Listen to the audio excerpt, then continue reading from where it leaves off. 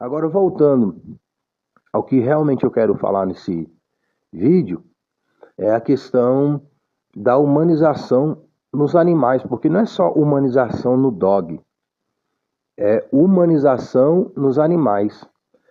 Interessante que geralmente essas pessoas humanizam os animais e desumanizam os seres humanos.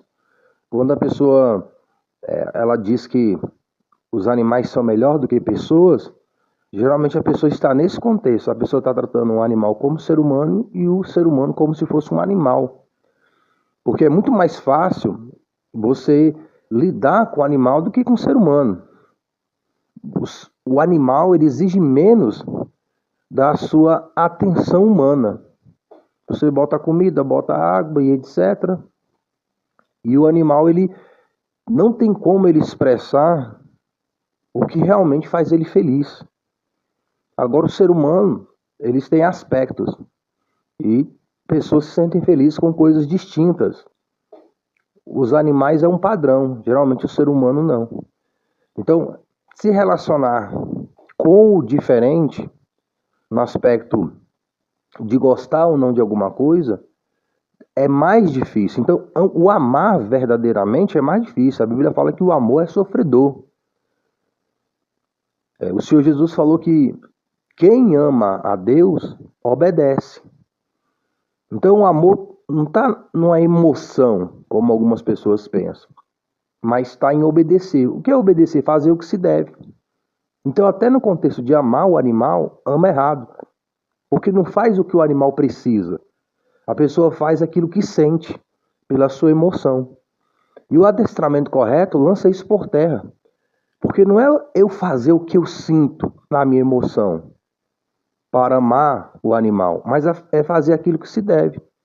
E domesticar o animal com técnicas inteligentes de adestramento é amar o animal como se deve. Levar o animal a um condicionamento onde se aproxima do seu estado primitivo, mas com dominância e liderança, é isso que vai fazer o dog ou o animal se sentir melhor, dentro dos seus aspectos da sua natureza. E o ser humano já é diferente. O ser humano, você não condiciona ele ao que você quer. O ser humano que ama, que se submete a agradar o outro, dentro daqueles aspectos do outro. Isso que é o amar. Por isso que as pessoas, elas falam que é melhor o animal do que o ser humano. Por quê? Porque muitas vezes você se dá por alguém e essa pessoa não tem reciprocidade, ou essa pessoa é ingrata. Então, como que a gente se sente na nossa emoção que amar aquela pessoa não valeu a pena. Agora, amar o animal vale a pena. Por quê? Porque o animal não tem ingratidão. O animal, eu vou fazer carinho nele, ele aceita. Mas isso é um aspecto do manejo com o animal. Porque não é um ser humano para ter gratidão ou não. É um animal. O animal tem instinto. Quando a pessoa humaniza esse animal, você não está nem colocando esse animal como um ser humano, como seu semelhante. Você está colocando ele como seu líder, porque é assim que o animal entende. Quando você trata o animal como um ser humano, você está elevando o nível desse animal ao nível que nem Deus o elevou. E quando você eleva o nível desse animal, ele não tem intelecto para assumir aquela posição. É como você colocar a pessoa num cargo de chefia, de liderança, a qual a pessoa não tem capacidade para tal. Então, o animal não tem capacidade de liderar como um ser humano, com discernimento. Ele vai te liderar, ele vai te dominar nos aspectos animais e selvagens dele. E o adestramento impede que isso aconteça. Explicando as dúvidas que as pessoas têm. Por que eu estou falando isso? É porque de todos os textos que eu pensei em trazer aqui, eu não pensei nisso. madrugada do sábado, o Senhor me despertou por volta das 3 horas da madrugada. Eu fui buscar o Senhor, não para pregar. Eu não busco Deus para pregar. Eu não busco Deus para estar em público de igreja pregando. Eu não busco Deus para ser um diácono, para ser um presbítero, para ser um pastor, ser um missionário. Eu não busco a Deus para adorar um filho, para expulsar o demônio, para ser uma personalidade no mundo gospel, no mundo religioso. Eu busco Deus, busco buscar Deus, porque Ele me amou de tal maneira que deu o único filho dele para a salvação da minha alma. Eu busco estar orando para não viver no pecado, para não viver na iniquidade, para não transgredir contra o Espírito Santo de Deus. E depois vem as demais coisas do ministério. E na madrugada do sábado eu recebi essa palavra. Fiquemos em pé para ler, por gentileza. Glória a Jesus. Lucas, pode deixar as crianças ser criança, viu, irmãos? Jesus falou: deixa as crianças virem a mim. Lucas 17, Você não é criança, não. versículo 18 em diante. Prestem atenção na leitura.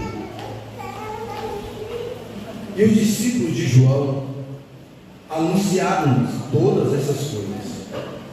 E João, chamando 2 dos seus discípulos, enviou-os a Jesus, dizendo: és tu aquele que havia de vir, ou esperamos outro?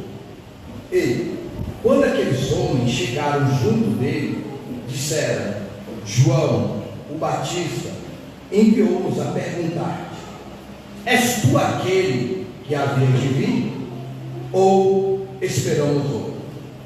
Na mesma hora, foram muitos de enfermidades, de males, de espíritos maus, e deu vista a muitos cegos. Respondendo então Jesus, disse-lhes: ide e anunciai a João o que tendes visto e ouvido, que os cegos veem, os coxos andam, os leprosos são purificados, os surdos ouvem, os mortos ressuscitam, e aos pobres anuncia-lhe o Evangelho. E bem-aventurado é aquele que em mim não se escandalizar. E tendo se retirado os mensageiros de João, começou a dizer à multidão acerca de João: que saíste a ver no deserto, uma cana abalada pelo vento, mas que saíste a ver um homem trajado de vestes delicadas? Eis que os que andam com preciosas vestiduras e em delícias estão nos palácios reais. Mas que saíste a ver um profeta cirúrgico, e muito mais do que profeta. Este é aquele de quem está escrito: eis que envio o meu anjo diante da tua face, o qual preparará diante de ti o teu caminho. E eu vos digo que entre os nascidos de mulheres não há maior profeta do que João Batista, mas o menor no reino de Deus é maior do que ele. E todo o povo que ouviu, os publicanos, que temos sido batizados com o batismo de João, justificaram a Deus. Mas os fariseus, os doutores da lei, rejeitaram o conselho de Deus contra si mesmos, não tendo sido batizados por ele. E diz o Senhor: a quem, pois, compararei os homens desta geração? A quem são semelhantes? São semelhantes aos meninos que, assentados nas praças, clamam uns aos outros e dizem: tocamos-nos flauta e não dançares, cantamos lamentações e não chorares. Porque veio João o Batista, que não comia pão nem bebia vinho, e dizeis: tem demônio. Veio o Filho do Homem, que come e bebe, e dizeis: eis aí um homem, comilão e bebedor de vinho, amigo de publicanos e pecadores. Mas a sabedoria é justificada por todos os seus filhos. Podeis assentar, por gentileza.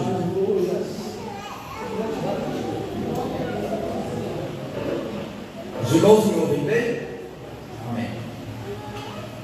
Nós acabamos de ouvir aqui um testemunho de um homem chamado João. Não João Batista, mas João ou Batista, porque ele batizava para arrependimento de pecados e conversão de iniquidades. O evangelho que o Senhor deu para ele era reto e sem curva, sincero e verdadeiro.